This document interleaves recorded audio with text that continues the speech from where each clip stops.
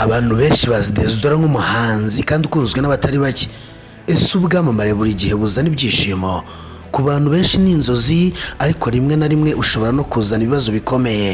Uyu munsi tugiye kureba inkuru ya Diez n'ibibazo byavuzwe ko byamukurikiye nyuma yo kwamamara.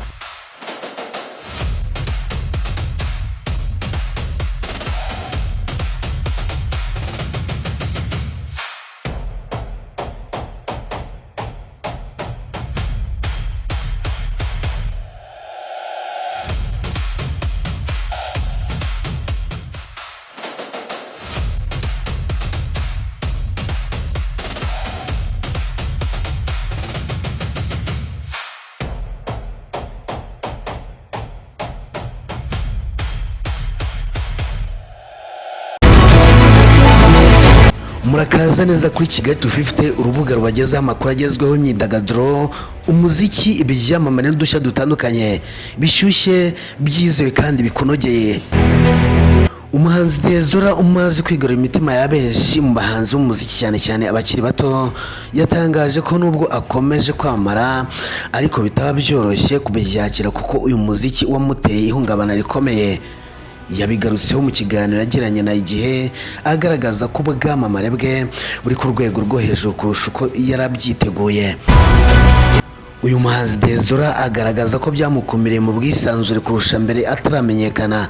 Mu byamukomereye nuko kuba yajya mu muhanda bigoye kubera abantu, no kujya mu isoko biragoye cyane. Ntashobora kujya muri resitora zibonetse zose ngo yirire akantu ashatse nk'uko byari bimeze mbere. Uyu muhanzi kandi akomeza avuga ko atari ibintu byoroshye kubyakira. Uyu muhanzi wavukiye mu karere ka Kicukiro agakurira ku Muhima mu mujyi wa Kigali, yakomeje avuga ko ubwamamare bwamugoye cyane, aho yabaga agenda abantu bakamushagara, kubimenyera bikamubera ihurizo. Abahanzi bamamaye usanga ku mbuga nkoranyambaga bavugwaho ibintu bitandukanye, byaba ari byo cyangwa atari byo. Mu minsi ishize Diez byavuzwe ko ari mu rukundo n'umukobwa witwa Kankindi, ariko Diez abyamaganira kure, avuga ko atarageza igihe cyo gukundana bihamye, kandi ko Kankindi ari inshuti irenze ibyo batekereza, ko bamaranye imyaka 10 baziranye, ari inshuti iye isanzwe. Uyu muhanzi witegura gushyira hanze album ye ya mbere yise Propaganda, akaba yifuza gukorana n'abahanzi barimo Burna Boy, Wizkid na David wo muri Nigeria. Mu Rwanda akaba yifuza gukorana na Miss Jojo. Umuhanzi w'indirimbo zo kuramya no guhimbaza Imana Richard Ngendahimana yatangaje ko agiye kongera gutaramira abakunzi b'i Kigali. Uyu muhanzi uheruka gutaramira muri Beka Arena ku itariki 29 Ugushyingo 2025 cyitabirwa n'abiganjemo abakunda indirimbo zo kuramya no guhimbaza Imana. Benshi bagaragaza ko cyababereye ihumure n'umugisha kubitabiriye. Richard Ngendahimana agiye gutaramira i Kigali ku nshuro ya kabiri. Iki ni igitaramo cyiswe Niwe Healing Concert Edition ya kabiri, kizaba ku itariki 28 Ugushyingo 2026 muri Beka Arena. Umuhanzi kazi w'icyamamare muri Leta Zunze Ubumwe za Amerika Ariana Grande yikomenye White House ayisaba kudakoresha indirimbo ze mu bikorwa byo kwamamaza politike za Perezida Donald Trump.